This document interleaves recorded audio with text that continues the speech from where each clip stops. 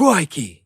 Here we have one of the great Northwest's most ravenous caterpillar. But often mistaken as the nicest caterpillar, what's called a woolly bear. Woolly bear comes out this time of the season. This looks suspiciously like a young woolly bear. There he is. But in fact, it's what they call, most likely, a tiger caterpillar. There he is. There you go, little guy. These often disguised little guys, upon contact, touching this little tiger caterpillar. Oh, he's warming up to the camera too. See if we can get him in here. There he is. There you are, little guy. Notice the long hairs right here. Maybe if you can see them in long hair right here. Oh, definitely the long ones right there. This is the great Northwestern tiger caterpillar. Mistaked for a woolly bear by children. I even mistaked one as a kid and paid the penalty for it. Upon touching this little caterpillar, you'll think, nettles! No, worse. It's a burn. Let's show what we should do. Times these little caterpillars, they are kind of destructive to the environment, so let's see if we can get the box here. Oh yeah. Oh. Hope I got that one. Thereby disposing of the danger of any little kid. Oh, Pete needs to drink more water. Oh, yeah. Side effect, blood pressure meds. Gotta drink more water. Can't stand up quick without catching a lighthead. But now we know. There's a tiger caterpillar, and then there's a woolly bear. Woolly bears often are black and yellow slotted, like stripes. Almost like if they were black and white, they call them combat caterpillars, but because they're soft, furry black and a yellow, off yellow, brown color, they call them woolly bears. Be careful. Beware the deadly tiger caterpillar when you're looking for the friendly woolly bear. Another Northwest great.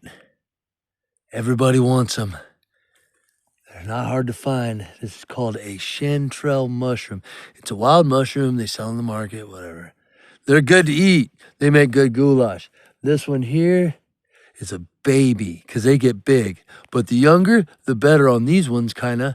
Because this time of the season, there's these things called flies and worms that get them. So in harvesting one of these, you don't want to pull the mushroom up a root and all because it takes the spore with it. You want to have the mycelium connection made still to the earth. So you're going to clip right at the bottom there. Pick your own choice of clip a tree, whether it be a Kershaw snap blade or a pair of scissors. They like to grow in a tree here, they call them evergreen tree called hemlock. They have fins on the bottom, not like a regular mushroom, but they are hollow. In fact, they are a yellow color. They have a solid stem. They are a food grade mushroom. In fact, enjoyed delicacy all over the world. They are called chantrelle, the wild chantrelle mushrooms. I've heard they're making efforts to grow them in captivity, but as the wild chantrelle, they crossbred a couple of them and made a hybrid chantrelle maybe from a white mushroom. They mixed them or whatever from the stuff that I found on YouTube, or somehow they did it where they mixed the chantrelle here with a captive mushroom that was more than happy to grow in rotten alder chip. When you can see these, what grows in, look at this. Oh, wow. Yeah, everybody's been here. Oh, these aren't them.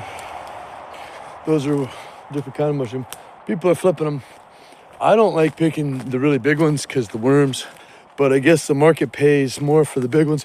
I would much rather go to mom and pop's little store and pick the young chanterelle before.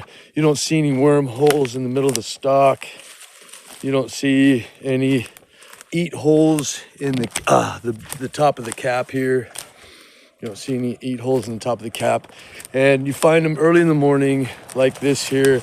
You can find them anywhere from 6 o'clock in the morning when they first pop. You know, they pop at like 2, 3 in the morning and get bigger from there. By the time people, usually the American picker that comes from all over the world now, I guess, they don't get out there until banker's hours, 9 a.m. or later is what I was told. I don't know if it's bro knowledge or not, but so I picked the smaller ones, and they are American delicacy.